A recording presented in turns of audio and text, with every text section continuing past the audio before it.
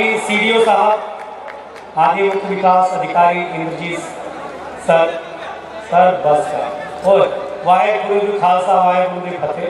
क्या बात है सर, आपकी उपस्थिति प्राथमिक ले क्या कर रहे हो भैया? हे भैया, हे बाबू, हे लाला, हे काका, थोड़ी देर बाद हम ही झाड़ू मार दे, कहाँ चिंता करते हो? हट जाओ, बहुत मुश्किल से मिला है हम लोग।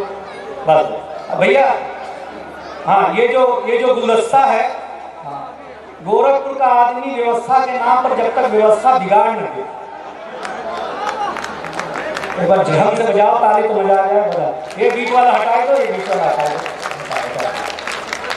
मेरे परम आदरणीय चंदू भैया, गैरेज के चेयरमैन मैन भैया, जिनके सौजन्य से आज हम हैं।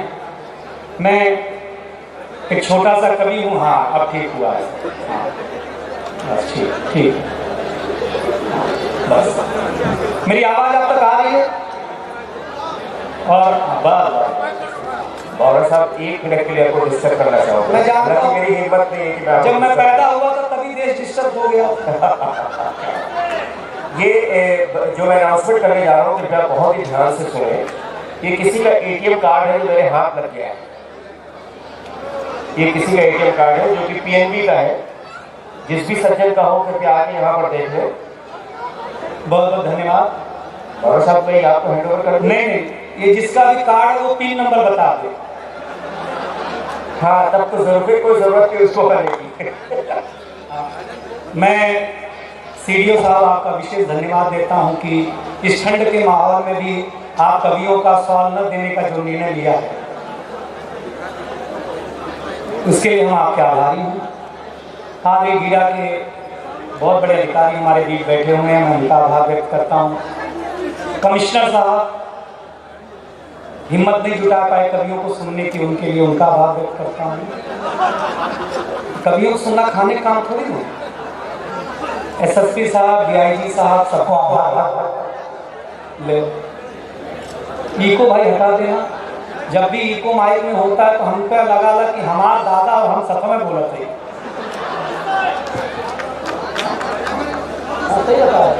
हंसीएगा, मैं भोजपुरी का आदमी हूँ, माटी का आदमी हूँ सर। यही गोना तहसील का मैं रहने वाला हूँ और आपकी छवि जो हमारे जिले में है, मैं बधाई देता हूँ। मैं मुंबई से हूँ, इन आपका यश मेरे कान तक पहुँचा है। तो आप कितने कर्मठ अधिकारी, बस जोरदार ताली ऐसे अधिकारियों के लिए बजनी चाहिए जिनकी वजह से जिला कहीं का विकसित होता है। बधाई देना चाहता हूँ सर। मैं धीरे धीरे क्या है कि इसके पहले मैं इसके पास मेरा गला जो पहले मैथिली आई थी, हमारी बहन है, उसने गले से गाया। उसके पास एक गला है, मैं दो गला।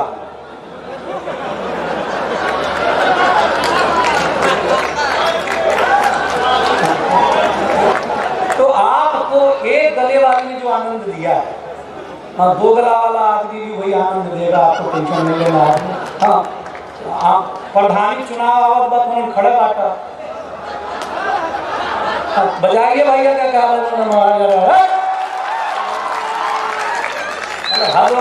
ले राम जी के सेवक, अयोध्या के गोरखनाथ बाबा जो विधायक हैं, बस उसमें और उनमें सीडीओ साहब एक ही अंतर है। वो विधायक हैं और मेरे पास सिर्फ विधा है। जिस दिन जनता यक लगा देगी तो मैं भी विधायक हो जाऊंगा। बधाई देता हूँ। मेरे गांव के लोग आए हुए हैं जीप में ठूस करके। हाँ सही बताते, गोरखपुर का ड्राइवर जो होता है सीडीओ साहब, चौथी सीट पे बैठता है, उसका आधा अंग जीप के बाहर होता है और उसमें एक भी पैसेंजर नहीं हो तो भी वो चालू करके रखता है। और कई साहब बस तू बैठा ले चला सरवा 2 घंटा वहीं बैठा के रखा। बस कमाल है हमारा गोरखपुर। मैं योगी जी को बधाई देना चाहता हूँ। लेकिन मैं एक कविता का परिचय कराता हूँ। एक वादा मुझसे करिएगा, आज की रात हे भगवती, हे गोरखनाथ बाबा, हे सरयू माता, आज की रात इस जनता को सुनने का सलीका दे देना, मुझे सुनाने का सलीका दे देना। हम दोनों के बीच जो मोहब्बत होगी उसके बाद रोमियो स्पॉट लगा दिया जाएगा।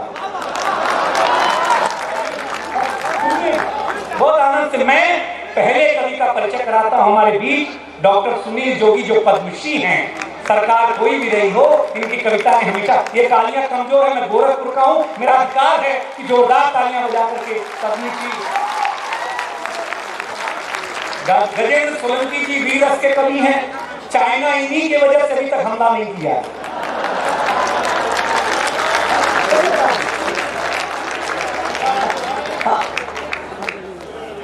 ये जो सब बैठे हुए हैं क्लीन सेव, ये प्रेम के कवि हैं। प्रेम में मूछ नहीं आनी चाहिए।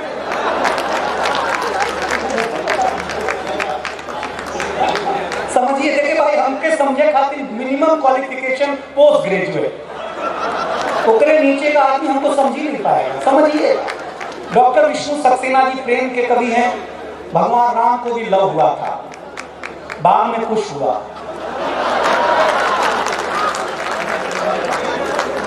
बताइए क्या कर सकते हैं। लेकिन रहीमन प्रीति सराहिए, मिले हो तरंग दून, जो जागी हरदी तजे तजे सफेदी चून। प्रेम का एक ऐसा कवि कि बसंत के ऋतु में अगर फूल खिलेंगे तो पराग उनके गीतों का होगा। एक बार जोरदार तालियां बजा करके डॉक्टर विष्णु सक्सेना का सम्मान।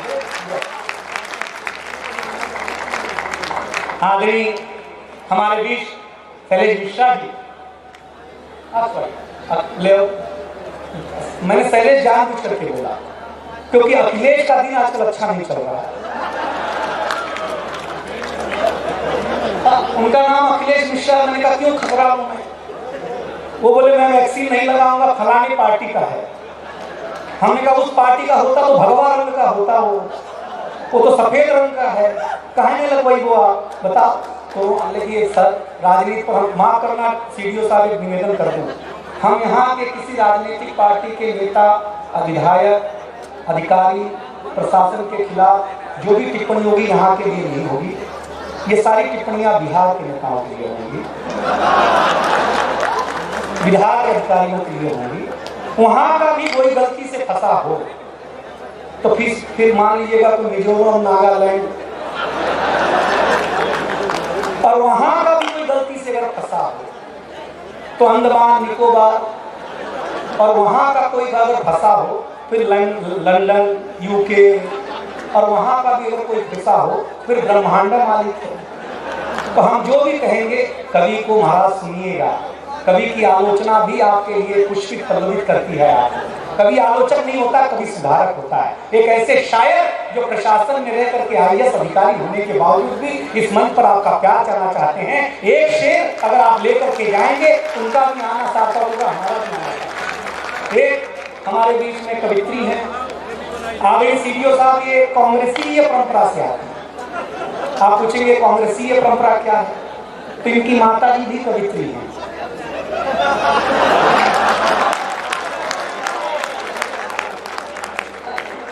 और इनका बेटा भी कवि होने वाला है। मैं सीडीओ साहब बताऊं आपको, हमारे भारतीय लोगों की परंपरा है कि वो सत्यनारायण भगवान की कथा अगर 10वीं बार भी सुन रहे हों तब भी जब तक पंडित ना कहे कि अध्याय समाप्त हुआ तब तक वो अच्छा सुन नहीं छोड़ता है, क्योंकि वो ठीक से सुन नहीं रहा होता है। तो हम आपको बता दिया करेंगे कि अध्याय कहाँ समाप्त हुआ, वहीं ताली ठोकना, हमारी भी इज्जत रह जाएगी, आपकी भी इज्जत रह जाएगी, कोई टेंशन लेना ही नहीं। मैं अगले कवि का जो परिचय करा रहा हूँ उसने 5 फिल्में की हैं, 8-10 सीरियल में आता है, 7 देशों की यात्राएं हैं, दुनिया भर की गीत गजल है, कैसेटें हैं जिसे सुरेश वाडकर ने गाया। इतना बड़ा काम है उस कवि का, और अपनी मिट्टी से बहुत प्यार करता है। वो मैं खुद ही हूँ। अध्याय समाप्त हुआ,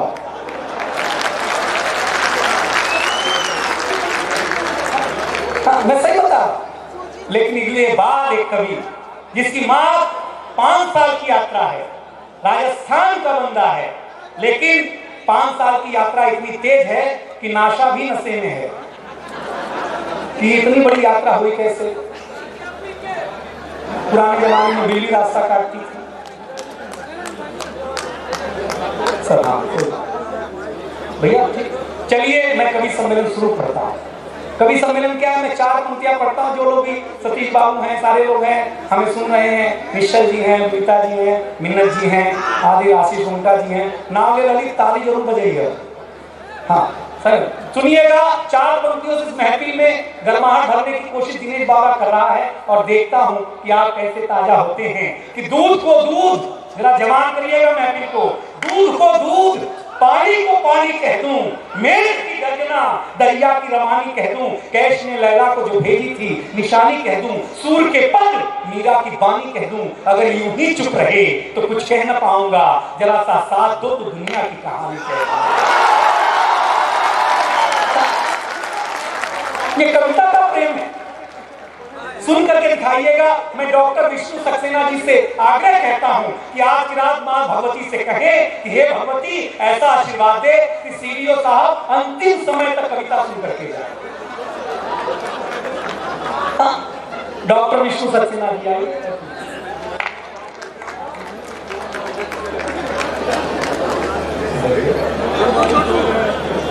हाँ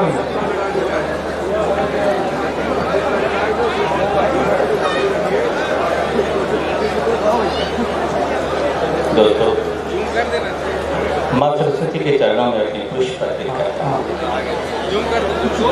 आप भी मेरे स्वर में रहिएगा और माँ वीणा पांडे से अनुरोध करें कि आज का ये कार्यक्रम अपनी सफलता की ऊंचाई में कुछ हे सरस्वती, क्या बात है, माँ तुम्हारी प्रथम करता वंदना, हे सरस्वती माँ तुम्हारी प्रथम करता वंदना, काव्य ज्ञान प्रदान करता आज करता प्रार्थना, हे सरस्वती माँ तुम्हारी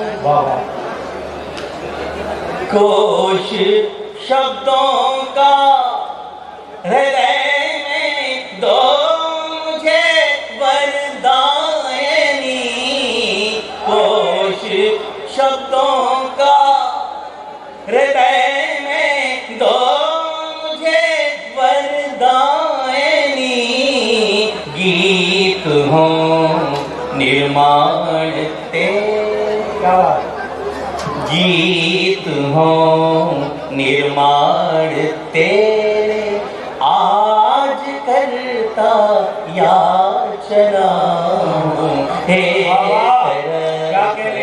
माँ तुम्हारा प्रथम करता वंदना, काव्य ज्ञान प्रदान कर दो,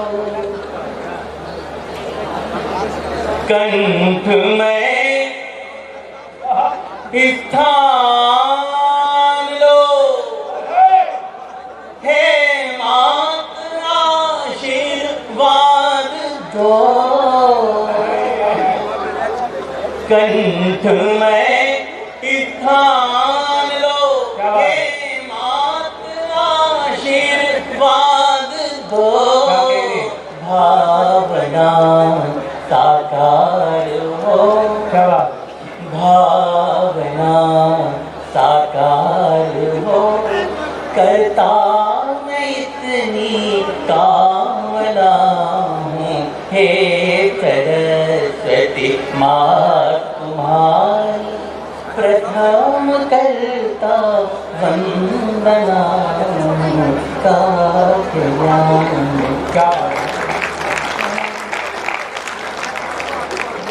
अध्याय समाप्त हुआ।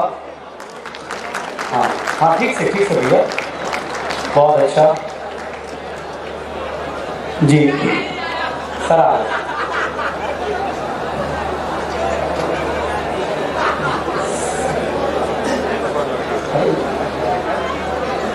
बस एक छोटा सा निवेदन, आगे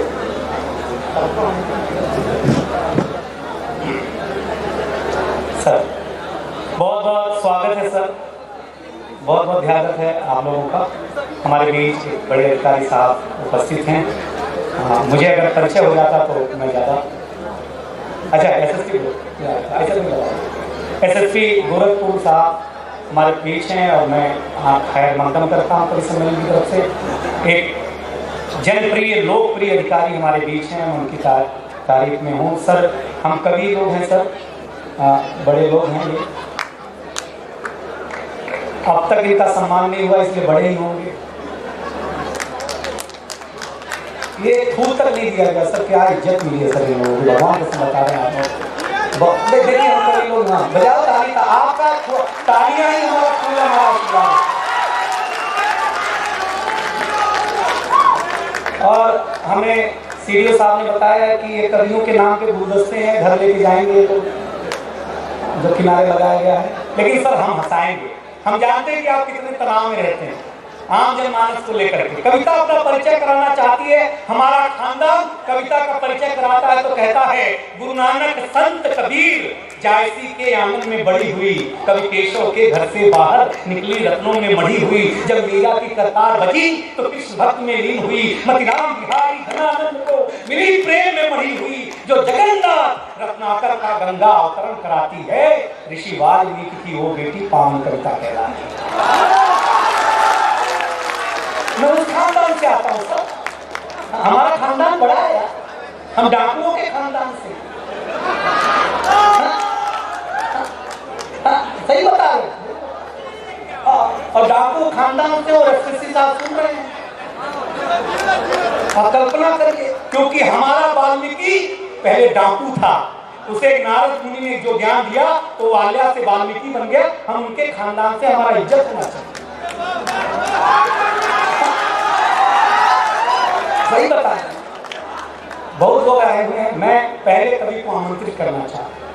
पहला कवि बहुत अच्छा होता है सर, सही बताते। पहला कवि क्या होता है, देखिए उसका सुंदर चेहरा। आप कभी सब्जी मंडी जाए, फल मंडी जाए तो सजाते सजाते सजाते सजाते फल वाला सबसे ऊपर आदमी सर वो फल रखता है जो सबसे सुंदर और ताजा होता है, उसी एक फल की आड़ में नीचे के जितने सड़े गले होते हैं उसको बेच देता है। मैं उसी फल को बुला रहा हूँ। आगे आप सब्जी गए होंगे, अध्याय समाप्त हुआ है। जोरदार तालियों के बीच में रोहित शर्मा, आप अपनी बात बता कर दीजिए मुझे।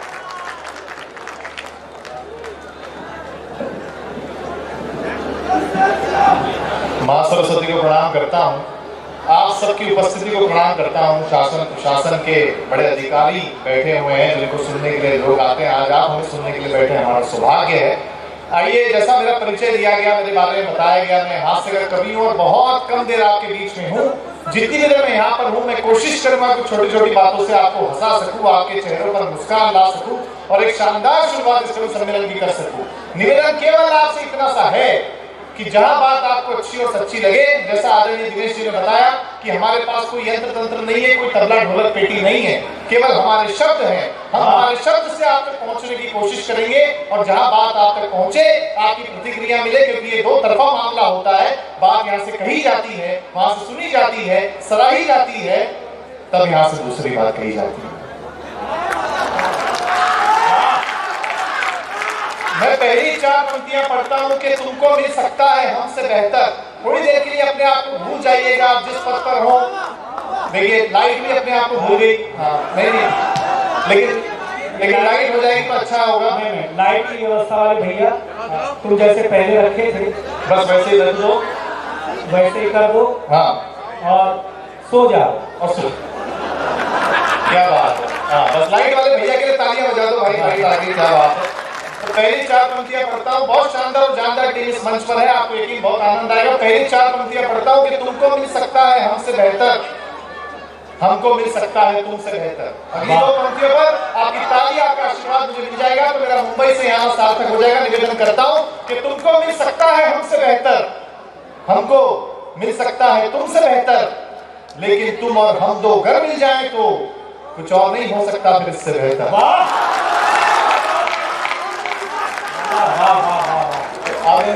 जैसा बताया गया, देखिए मैं तो राजस्थान का हूँ, मारवाड़ी हूँ आदरणीय मयंक भैया, आदरणीय चंदू भैया हमारे गांव के हैं। मैं तो आपको बताऊं, देखिए सारी दुनिया जानती है हम लोग कैसे होते हैं, हाँ, बताने की जरूरत नहीं है।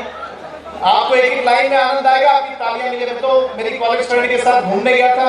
अच्छा, घूमने भी इसलिए चला गया क्योंकि मुंबई में रहता हूँ।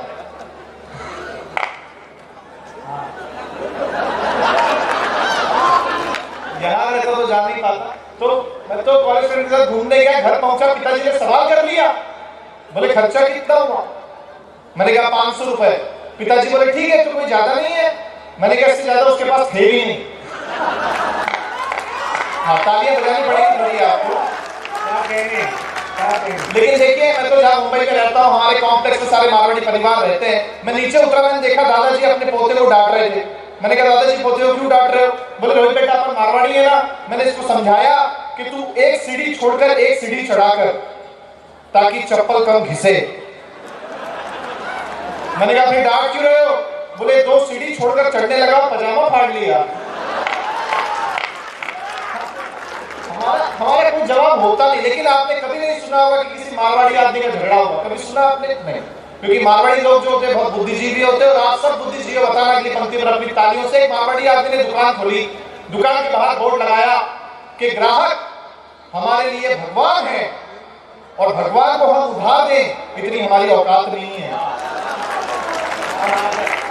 लेकिन मैं पहली बार आपके क्षेत्र में हूं, दिनेश भैया के गांव जाने का सौभाग्य प्राप्त हुआ। मैंने बहुत तारीफ की कि मैंने कहा बड़ा अद्भुत क्षेत्र है, बहुत अच्छे लोग हैं। तो दिनेश भैया ने बताया कि देख भाई, ज्यादा तारीफ मत कर, एक हकीकत सुन। मैंने कहा बताइए। बोले हमारे गांव में एक लड़के ने अपना एक मोबाइल फोन बेच करके कट्टा खरीद लिया। मैंने कहा फिर क्या किया? बोले कट्टा दिखा दिखा के 10 फोन जमा कर लिया और अगले दिन उसको एसपी साहब ने जमा कर लिया। तो अद्भुत प्रदेश है, लेकिन अद्भुत है आपके यहाँ का आनंद मैंने देखा। लेकिन दिनेश बावरा जी देश के बहुत बड़े कवि हैं, आपके गोरखपुर को, आपके क्षेत्र को पूरी दुनिया में लेके गए हैं। मैं चाहता हूं इनके सम्मान में एक बार जोरदार तालियां बजा दीजिए। अद्भुत है इनके। अभी पीछे बहुत लोग आ गए मिलने के लिए। तो एक सज्जन आया अपना मोबाइल फोन लेकर इनके पास, बोले दिनेश जी माय वाइफ। तो ये बोले मैं क्या करूं? तो बोले आपकी बहुत बड़ी प्रशंसक है, बात करना चाहती है, आपकी आवाज सुनना चाहती है।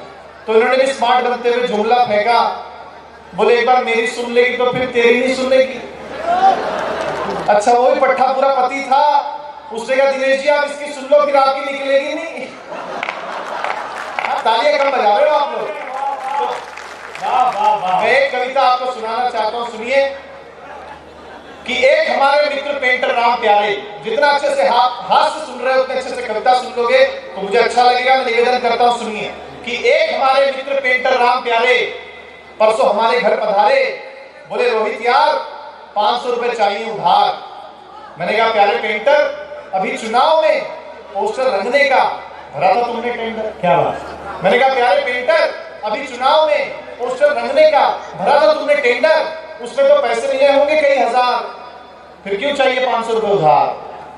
वो बोला हाँ, टेंडर तो भरा था, पोस्टर और बैनर भी बनाया था, उसके लिए सारा पैसा घर से ही लगाया था, पर मेरी तो किस्मत ही मारी है, मैंने जिस पार्टी के लिए काम किया वो चुनाव में बुरी तरह हारी। अपन तो रह गए जैसे के तैसे, पार्टी वाले बोलते जब हम ही हार गए तो अब काहे के पैसे, जब हम ही हार गए तो अब काहे के पैसे। बड़ा अद्भुत है, बहुत सारी बातें इन्होंने की। आपकी जानकारी के लिए बताऊं कि पिछले दिनों मेरी पहली बार शादी हुई। नहीं, अपने यहाँ एक ही बार होती है। तो बड़े लोगों ने समझाया, सुनील जोगी जी, विष्णु सक्सेना जी बड़े कवि हैं, उन्होंने समझाया कि देखो एक नई शादी होती है ना तो गिफ्ट देना पड़ता है, घुमाने लेके जाना पड़ता है। मैं बड़ों की बात में आगे, कभी आप भी आए होंगे, तो मैंने सोने का हार खरीदा, पत्नी को गिफ्ट किया। उसने देखा, उसको बड़ा पसंद आया, वो पहनने लगी। पहनते पहनते पूछा ये असली तो है ना? मैंने कहा असली होना चाहिए, वरना 35 रुपए गए पानी में। अब पीछे पड़ गई, घुमाने लेके चलो, घुमाने लेके। बहुत बारीक बात कहने जा रहा हूँ, बात पहुंच जाएगी तो तालियों से बताना। बोले पीछे पड़ गई, घुमाने लेके चलो, घुमाने लेके चलो, घुमाने लेके चलो। मैं उसे शमशान घाट पे ले गया। वो बोली कैसी जगह ले आए हो? मैंने कहा पगली, लोग मरते हैं आने के लिए।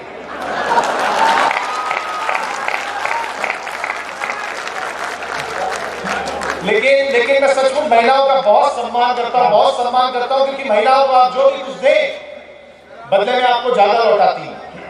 जैसे आप इन्हें मकान दें या आपको घर करके देती हैं, आप इन्हें अनाज दें या आपको भोजन बना करके देती हैं, आप इन्हें मुस्कुराहट दें या आपको अपना दिल दे दें।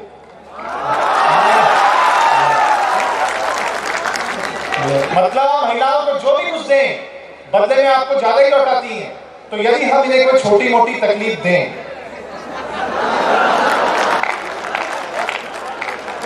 हाँ एक बार आगे से लेकर मैं एक कविता और सुनाना चाहता हूँ। देखो दिनेश बाबा जी बहुत बड़े कवि हैं, तो इन्होंने मुझे बताया कि देख रोहित, जब मैं वाह वाह करूँ ना तो तू सुनाते रहना, लेकिन जब मैं वाह वाह क्या बातें कर दूं ना तो अंतिम कविता सुना देना, नहीं तो प्रोग्राम अंतिम हो जाएगा तेरा। वाह वाह क्या बात है।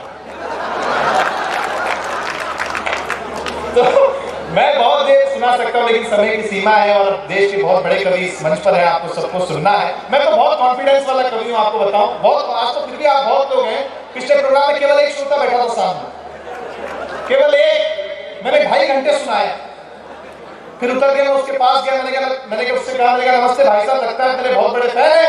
वो बोला फैन है कुछ नहीं, मैं तो माइक वाला हूँ, तू खत्म करे तो मैं लेके चलूं। लेकिन आइए, समय की सीमा के अंतिम रूप से 1 मिनट की कविता आप सुन लीजिए, मुझे अच्छा लगा, निवेदन करता हूं मन से सुनिए। और इसकी कविता की कोई भूमिका नहीं है, पहली पंक्ति से आप समझ जाएंगे कविता मैंने किसकी लिखी। निवेदन करता हूं कि मिसाइलों की वो जान थे, हिंदुस्तान की वो शान थे। वाह, अगली पंक्ति पर उनका नाम पढ़ रहा हूं और देखना चाहता हूं कितनी मोहब्बत आप उनसे करते हैं। कि मिसाइलों की वो जान थे, हिंदुस्तान की वो शान थे, नाम के वो कलाम थे, काम उनके कमाल थे।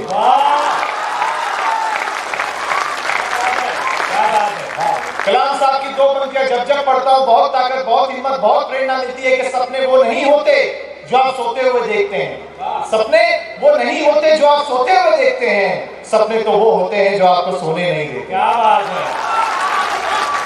और तालियां दोगुनी करना अगली पंक्ति पर कि मेरे देश की पूरी तस्वीर ही बदल जाए, मेरे देश की पूरी तस्वीर ही बदल जाए अगर हर हिंदू विवेकानंद और हर मुस्लिम कलाम हो जाए। सब सुना रहा। अंतिम 4 पंक्तियां पढ़कर अपना स्थान लेता हूं। आपको लगे अगर रोहित शर्मा ने ठीक ठाक शुरुआत इस कवि सम्मेलन की कर दी हो तो मुझे तालियों से विदा करना। कि मिसाइलों की वो जान थे, हिंदुस्तान की वो शान थे, नाम के वो कलाम थे, काम उनके कमाल थे, कलयुग के वो श्री राम थे, आदर्श उनके महान थे, देशहित में अग्रमान थे, खुदा ऐसे बंदे को सम्मान दे और अगले जन्म में फिर हिंदुस्तान दे, फिर हिंदुस्तान दे। एसएसपी साहब, मैं आपकी उपस्थिति से वशीभूत हूँ। इस जिले में 2 ही अधिकारी बहुत अच्छा काम कर रहे हैं। अब जो उपस्थित है वही महान होगा, अब जो नहीं होगा। चंदू भैया बैठे, मैंने भैया बैठे हैं। एक दोहा मैं एसएसपी साहब बचपन में पढ़ता था कि साईं इतना दीजिए जामे कुटुंब समाज। मैंने इसको बदल दिया, मैंने कहा साईं इतना दीजिए जितना चंदू भैया के पास। द्वार द्वार मांगे नहीं, बने हरि के दास। काहे मांगे। लेकिन एसएसपी साहब, मेरे पिताजी एसएसपी कार्यालय में क्लर्क थे। जब भी कोई एसएसपी आते तो मेरे को आके 4 लाख मांगते, बोलते ऐसी पढ़ाई करो, एसएसपी बनो। और हर 3 महीने में साहब का ट्रांसफर हो जाता, नए वाले आ जाते। फिर बोलते ऐसी पढ़ाई करो। साहब 20 साल आपके नाम से इतना कूटा गया, उसी दिन से खोज रहा था साहब कब मिलेंगे। मैं उस दिन साहब भगवान कसम खाई थी कि मैं जरूर ऐसा कोई काम करूंगा कि एसएसपी साहब नीचे बैठे होंगे।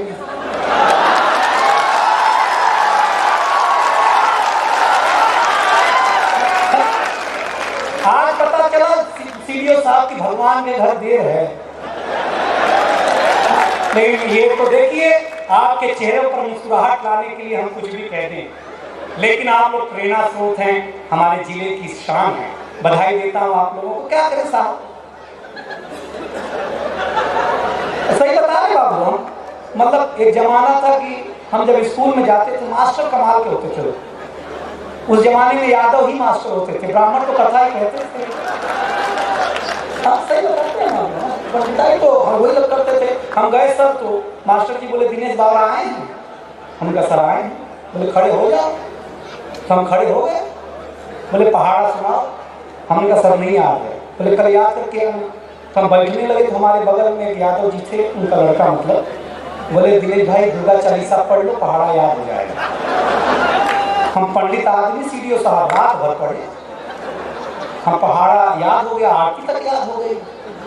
पलटू मास्टर दूसरे दिन बोले दिनेश बाबा आए हैं। उनका सर आए हैं। बोले खड़े हो जाओ, पहाड़ा सुनाओ। हमने कहा सर दुर्गा चालीसा सुन लो। तो बोले पहाड़ा सुनाओगे? बोले आरती भी सुन लो। सर उसके बाद जो धोया, आपके थाने में क्या होता होगा सर वैसा जो मेरे साथ धोया गया सर। तो मैंने यादव जी से पूछा यार ये दुर्गा चालीसा से पहाड़ों का क्या लेना देना? उसने बोला दिनेश भाई वो पहाड़ों वाली माता है। अध्याय समाप्त हुआ। हाँ सही बता। लेकिन मैं एक कवित्री को गिनाना चाहता हूँ, प्रेम की कवित्री है, बड़ी कवित्री है, बड़े घराने से आती है। प्रेम अद्भुत चीज है, आदमी को करना चाहिए। उत्तर प्रदेश छोड़ के प्रेम करना चाहिए यार, सही बता रहे।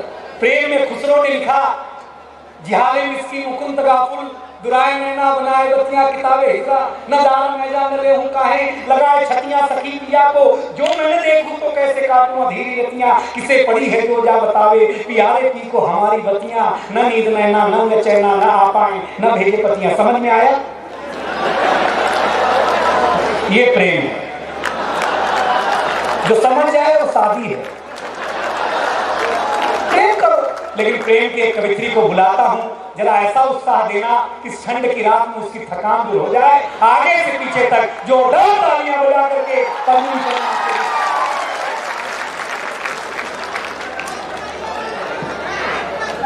सारी सृष्टि के कण-कण में ज्ञान, शब्द स्वर कला की देवी मां शांति को नमन करती है।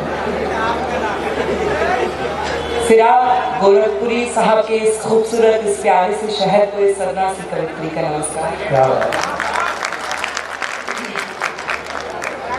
प्रेम की कविताएं कहने की कोशिश करती हूँ। आपसे 4 पंक्तियां आप लोगों को सुनाना चाहती हूँ और आपके कानों के जरिए आपके दिल तक उतरने का प्रयास करती हूँ।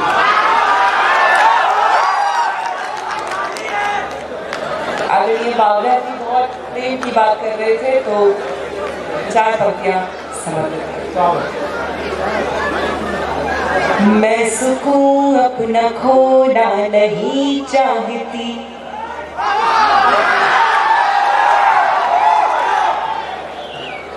मैं सुकून अपना खोना नहीं चाहती, अपना दामन भिगोना नहीं चाहती, इसलिए प्यार को मैंने ना कह दिया, इसलिए प्यार को मैंने ना कह दिया, मुस्कुरा कर मैं रोना नहीं चाहती,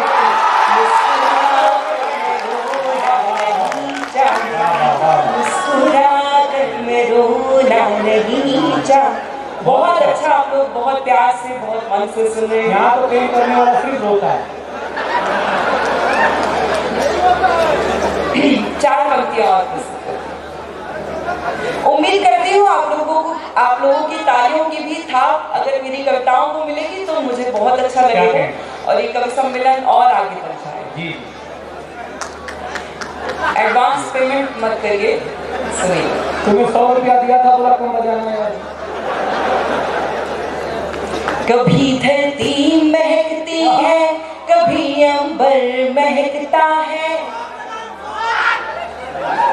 कभी धरती महकती है, कभी अंबर महकता है, कोई मौसम है जो सांसों में रह रह कर महकता है, कोई मौसम है जो सांसों में रहे। आप लोग जो मुंह से ध्वनियां निकाल रहे हैं वो सारी ध्वनियां आप तालियों में तब्दील कर दीजिए। कभी धरती महकती है, कभी अंबर महकता है, कोई मौसम है जो सांसों में रह रह कर महकता है। कभी दोहे कभी मैं गीत लिखती हूँ मगर जब भी, कभी दोहे कभी मैं गीत लिखती हूँ मगर जब भी तुम्हारा नाम लिखती हूँ तो हर अक्षर महकता है। तुम्हारा नाम लिखती हूँ तो हर अक्षर महकता है। तुम्हारा नाम लिखती हूँ। 4 पंक्तियां और प्रस्तुत करती हूँ। लकीरें खींच देता है मेरे चेहरे पे मनमानी,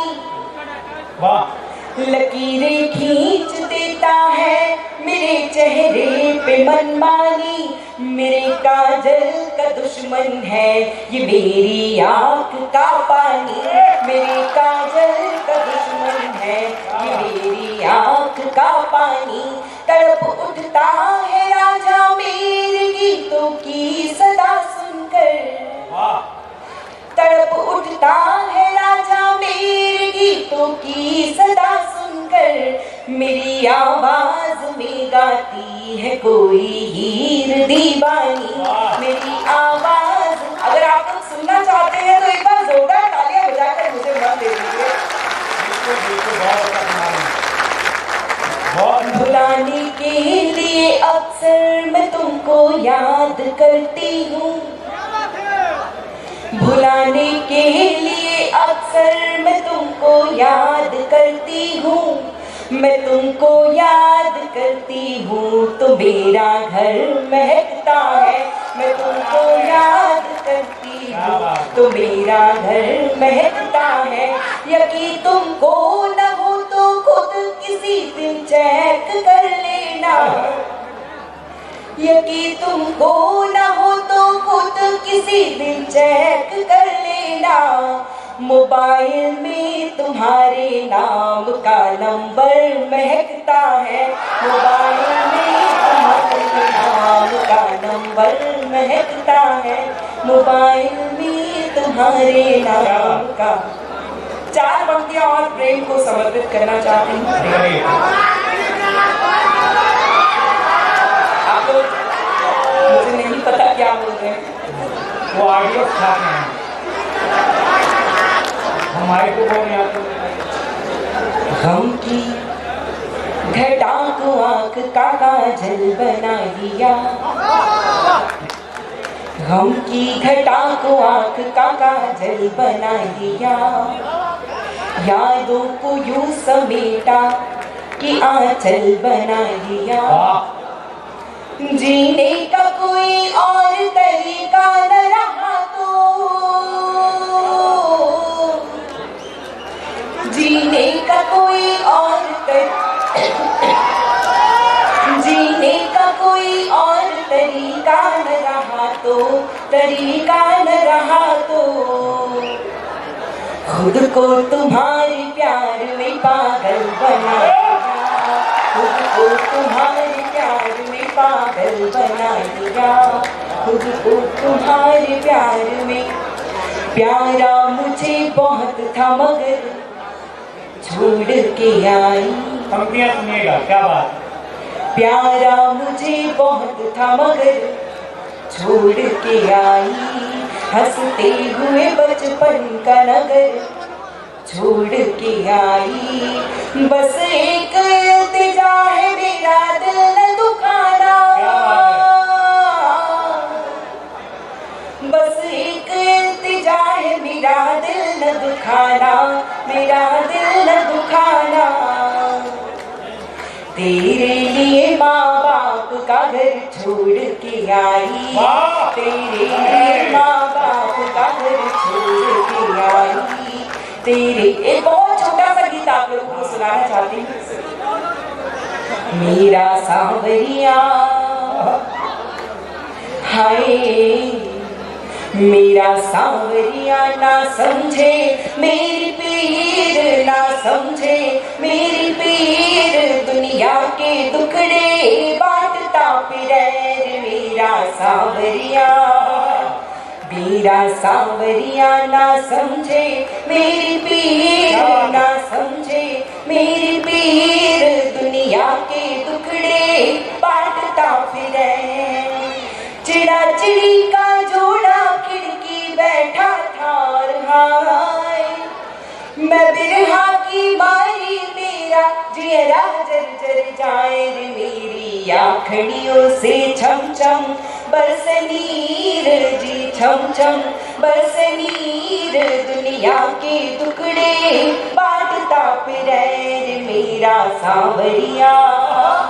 मेरा सांवरिया ना समझे मेरी पीर, ना समझे मेरी पीर, दुनिया के टुकड़े बांटता फिरे। टाई सूट पहन के बाका सुबह सवेरे जाए, सारे दिन मैं रहूं अकेली, शाम ढले घर आए, दिल्ली दरवाजे दिल्ली दरवाजों से बांटूं अपनी पीर जी, बांटूं अपनी पीर, दुनिया के दुखड़े बांटता फिरे मेरा सांवरिया।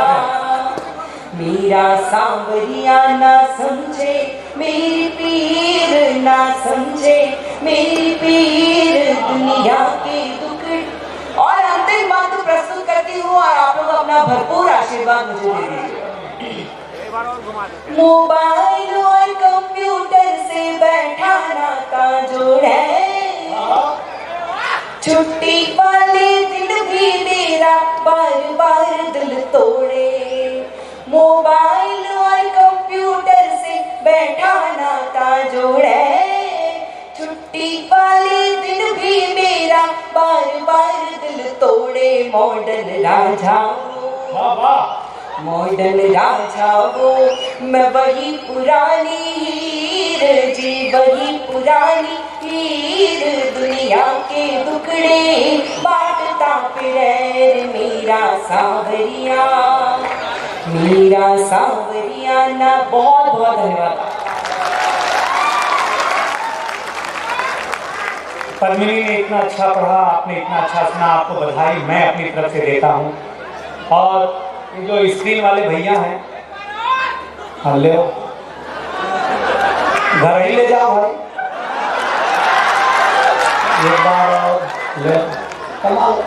आशीष उनका भैया है, मुझे लग रहा है मुन्नत भाई है, बहुत अच्छा सुन रहे हैं, बहुत अच्छा। एसएससी साहब, आदमी, जितने अधिकारी बैठे हैं, मैं सारे लोगों का नाम नहीं जानता। सैनी सर जो बड़े बहुत अच्छा कोऑर्डिनेट किया, डिप्टी कमिश्नर साहब बहुत अच्छा संपर्क सूत्र बना के रखा। मैं भैया और चंदू भैया जो मंच पर हैं, बधाई देता हूँ। गुरुनाथ बाबा अयोध्या से हैं, बस दो ही लोग अयोध्या में फेमस हैं, राम जी। बस मैं एक शेर सुनाता हूँ पद्मिनी पर, जो भी बाप जो भी माँ बेटी होगी जिसके पास, उसकी पीड़ा इस शायर ने शेर मिलाई है। क्या बात है।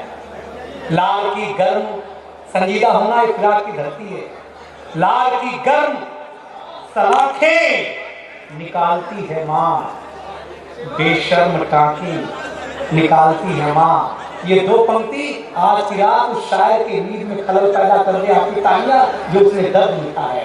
लाल की गर्म सलाखें निकालती है माँ, बेशर्म टांके निकालती है माँ। घर लौट के आती है जब जवां बेटी, जिस्म से सैकड़ों आंखें निकालती है माँ।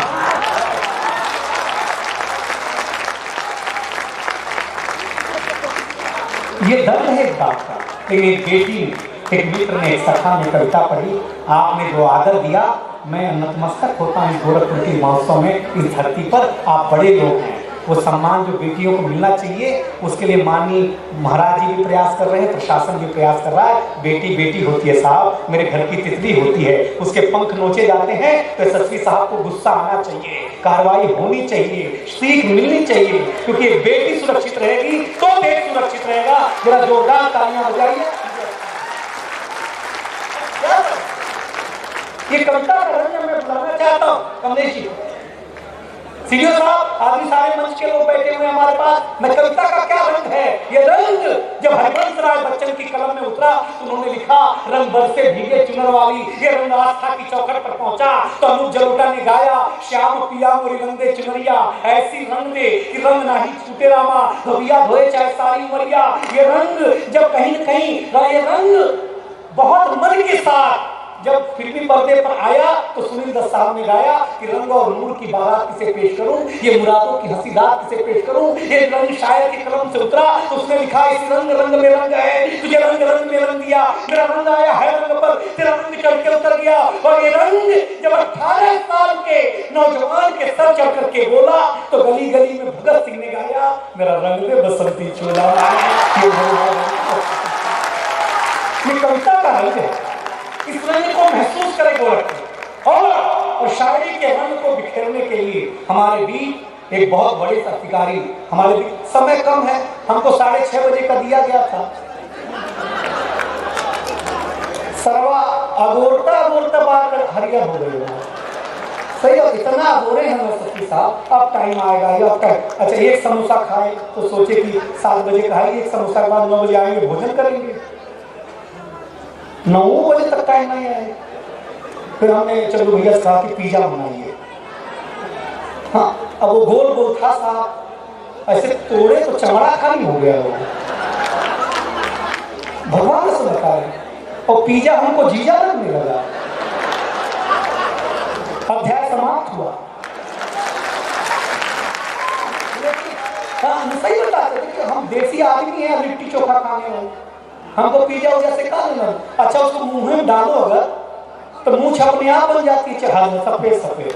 ऐसा घुसाना पड़ता है, खाना तो नहीं पड़ता, घुसाना पड़ता है पिज्जा। लेकिन हमारे बीच एक शायर है, शायर बहुत बड़े हैं, बहुत अच्छी शायरी सुनाते हैं।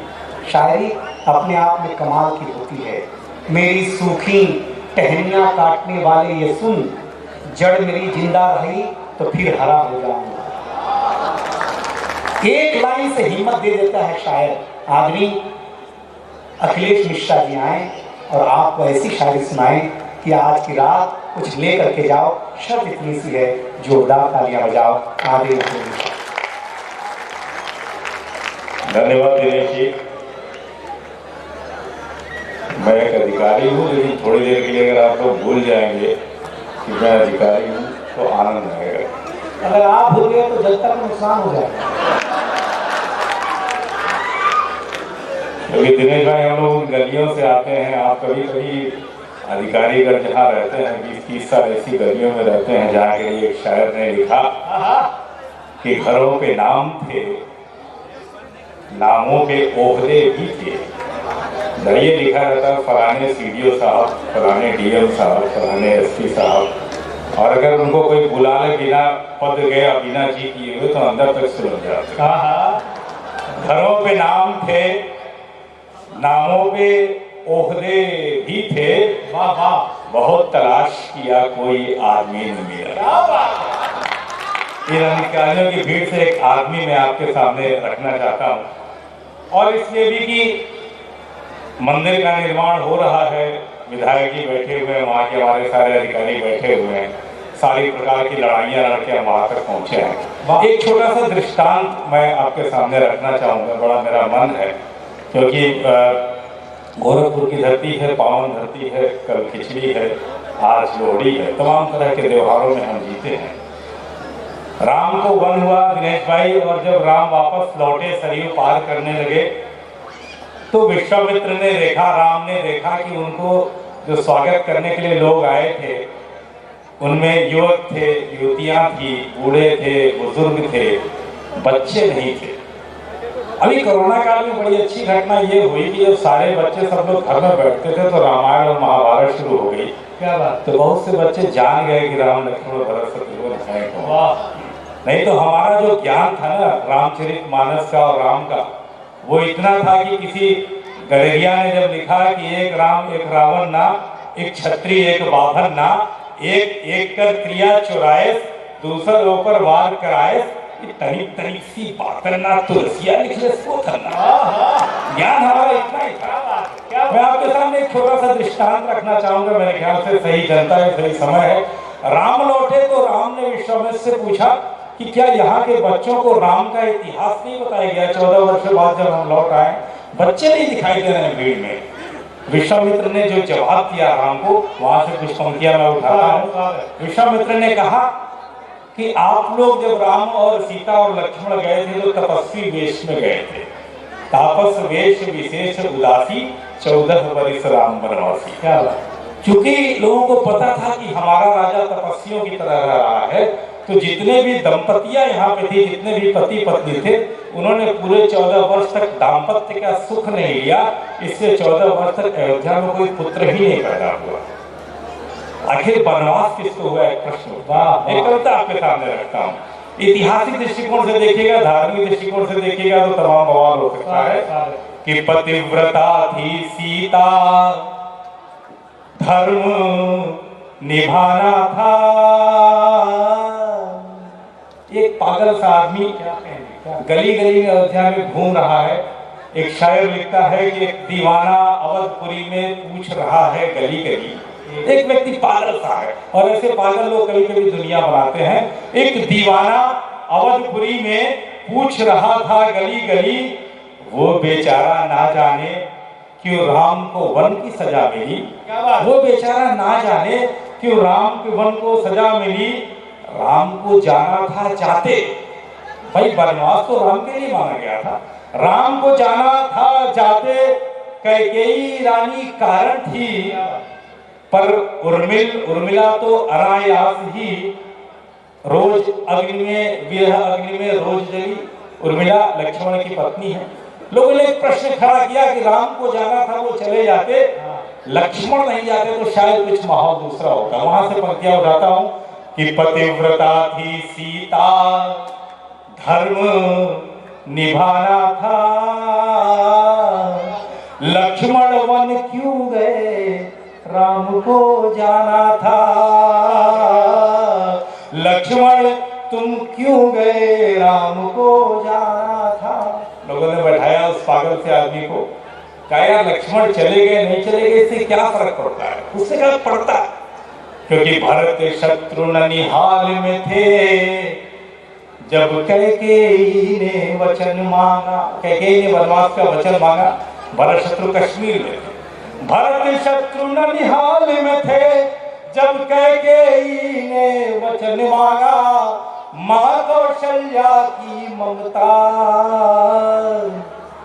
आंचल का सूनापन मांगा, आंचल का सूनापन मांगा। माना की उर्मिल का आलिंगन, माना की एक व्यक्ति जो होता है वो पुत्र भी होता है, भाई भी होता है, पति भी होता है।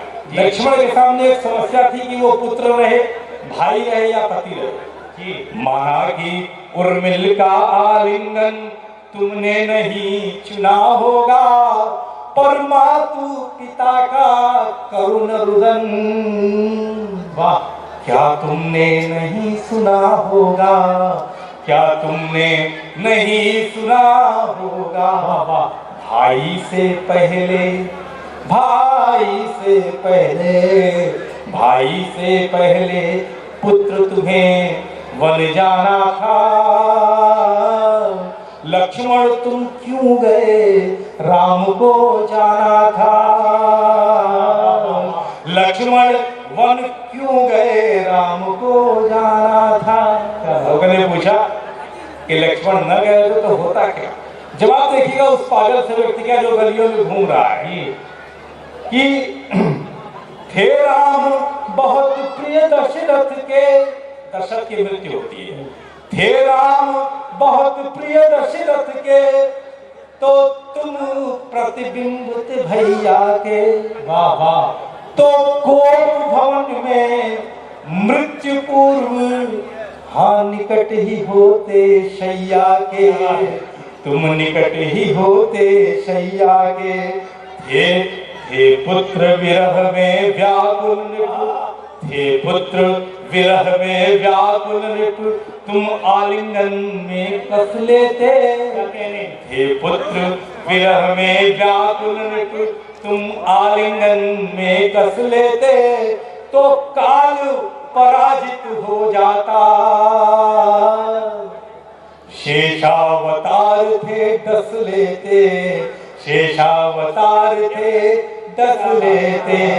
तीनों माँ का, तीनों माँ का, तीनों माँ का सिंदूर तुम्हें बन जाना था। लक्ष्मण वन क्यों गए राम को जाना था। लक्ष्मण वन क्यों गए राम को जाना था। लक्ष्मण तुम, उस पागल सेवक ने पूछा कि ठीक है राम को वन दे दिया गया, लेकिन जरा हम लोग एक प्रश्न उठाते हैं, सोचते हैं कि वनवास हुआ किसको? क्या राम को वनवास हुआ था? गोस्वामी जी ने क्या लिखा है कि जहां राम तह अवध निवासु, जहां राम चले जाते हैं अयोध्या तो वहीं चली जाती है। तो वनवास किसको हुआ? एक पागल सा व्यक्ति पूछता है कि वनवास राम को कहाँ हुआ, वनवास राम को कहाँ हुआ। वनवास हो गया दशरथ को, प्राण गया यश गया सभी। वनवास हुआ कैकेयी को, कि भरत ने मातु न कहा कभी, कि भरत ने मातु न कहा कभी। वनवास हुआ कौशल्या को, वनवास हुआ कौशल्या को। सिंदूर गया ममता भी गई, वनवास सुमित्रा को भी हुआ। चुपचाप दर्द सहती रही, चुपचाप दर्द सहती रही। वनवास उर्मिला की किस्मत जब हाथ लखन का छूट गया। वनवास गई सीता लेकिन श्रृंगार अवध में छूट गया, श्रृंगार अवध में छूट गया। वनवासी हुए भरत भाई, वनवासी हुए भरत भाई। भाई की तरह जंगल में रहे, शुद्ध कीर्ति मांडवी वनवासी। कोई गाथा सब कैसे कहे, कोई गाथा सब कैसे कहे। वनवास अयोध्या चली गई, सब हुआ तपस्वी साजीवन। कोई दाम्पत्य न प्रणय कोई भी नहीं खिला बचपन, कोई भी नहीं खिला बचपन। पतिव्रता थी सीता, धर्म निभाना था। लक्ष्मण तुम क्यों गए? लोगों ने कहा कि लक्ष्मण इसलिए चले गए क्योंकि वो राम की रक्षा करने के लिए गए थे। लक्ष्मण तो धनुषधारी है।